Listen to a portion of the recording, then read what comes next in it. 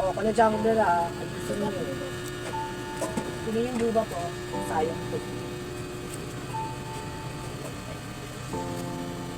Ayan na, malapit naman po siya sa taas. Manudang! Manudang! Ito na kami yung... Wow naman, ang mga anak ko, mga gutom na pala sila. Samantala, kanina pa ako nag-uutos na magluto na. Pero walang isa sa inyo na tumayo para magluto.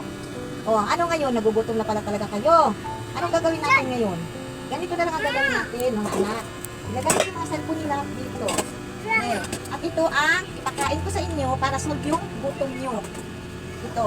O, ano sa pakiramdam nyo? Masarap? O, ayan.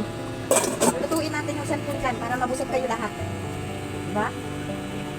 O ano, tulala kayo at magtinindi sa akin.